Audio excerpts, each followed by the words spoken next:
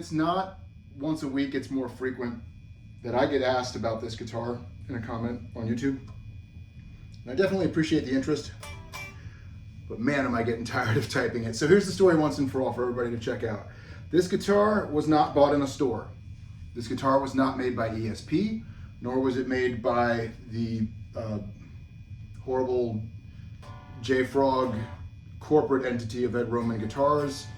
This guitar is actually a project that involved a collaboration with, of course, myself, Craig Rundles, Christopher Woods, Pat Wilkins, Warmouth Guitar Products, a cameo from George Lynch himself, and a motorcycle shop in Austin, Texas. And if you'll stick around for a minute, I'll try to make all that make sense. So back in right around 2000, I worked at a ESP dealer called Pink Guitars.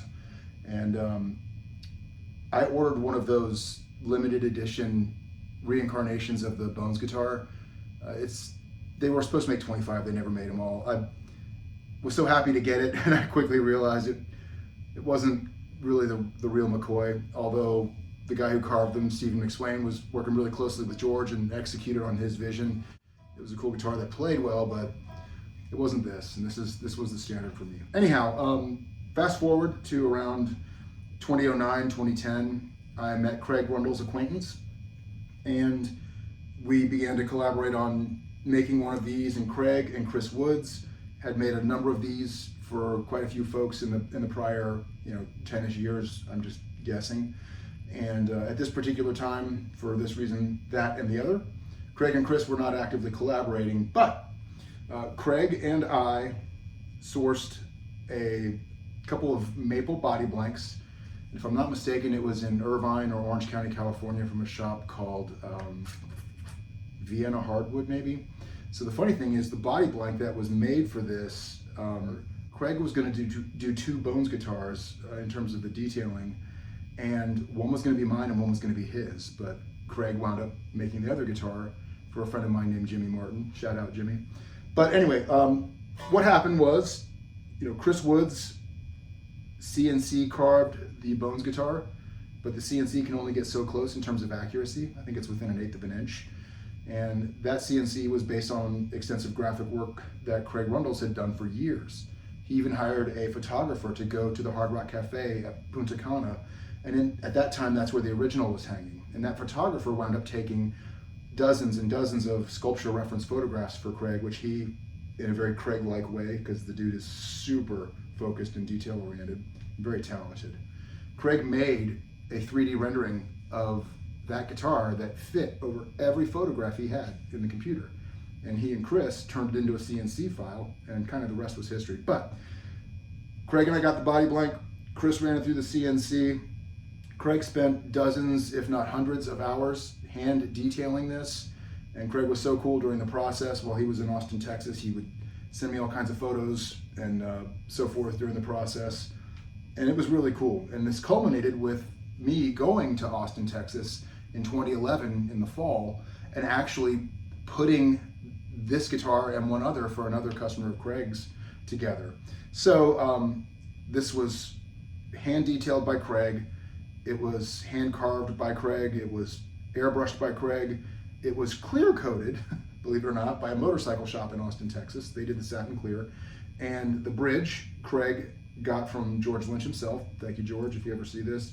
I thought that was a really cool touch. Craig and George have a bit of a personal relationship. And in the years since this, Craig actually realized his long-standing ambition of capturing the original Bones guitar in a 3D laser scan right off the wall of the Hard Rock Cafe in conjunction with George, ESP, and Seymour Duncan to replicate the pickup, have the neck replicated by ESP. Duncan made the pickup. This is not one of those. This is maple. This is almost 10 pounds in weight. It's quite heavy. And the neck was a complete custom request from Warmouth. I had based it on what was at the time their KWS, which was like an upside down hockey stick.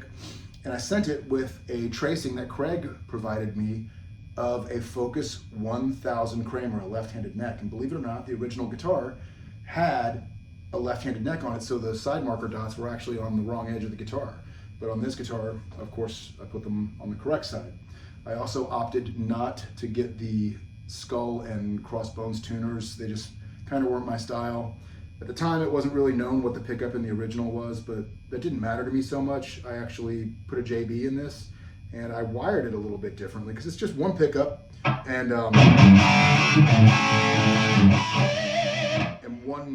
one pot. So I made it a push-pull, and I made the push-pull go down, default in, down to the body is the pickup, which is 4-conductor wired in complete series. So it's just classic humbucker, right?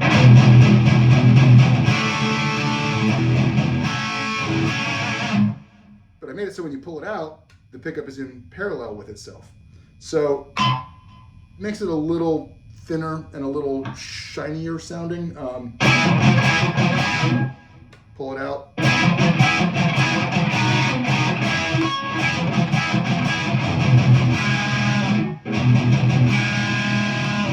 Not totally obvious when you're watching the video, but when you're playing the guitar, you can feel the difference. It's not as thick. Anyway, this thing sounds great. It plays great.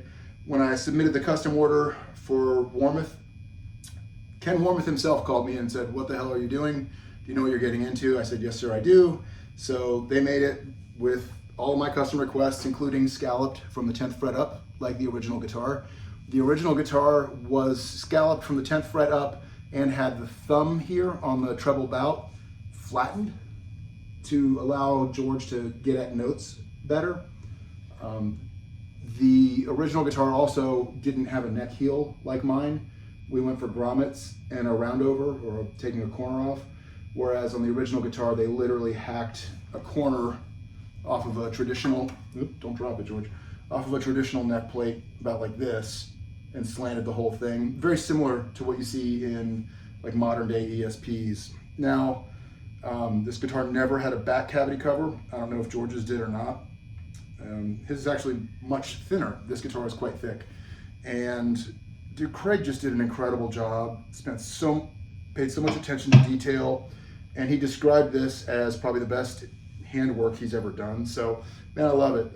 Pat Wilkins, my guy on the West Coast who does all my finishing, he did the headstock and the clear coat on the neck, and he applied the decals as well. Photo reference from the original. I know a lot about the original guitar, but I'm no historian. I would say outside of John Garcia, aka Jay Frog, who was the guy behind the original. Outside of him, anybody who's spouting history about the original guitar, if their name is not Craig Rundles or Jerry Ganadin, George Lynch's longtime guitar tech, I would not believe them. So, very cool guitar. I enjoyed a lot. I did not buy this, didn't get it in the store. I helped make it, and I don't think I'll ever part with it, even though I don't play it very much. It does sound really cool, but it's quite heavy and it's not particularly tonally versatile, despite my better efforts. But we'll kind of come up here and just give a nice long look at it. But Craig spared no effort in getting in there and getting all the details, and textures and so forth. Even the kind of like the meat holes on the ribs there. It's neat. I'm glad to have it. And this was the coolest guitar I ever saw when I was in high school. And guess what? I grew up and got a job, and I met the right people, and they were kind to me, and we made it, and I got it. If you think that's weird, have at it.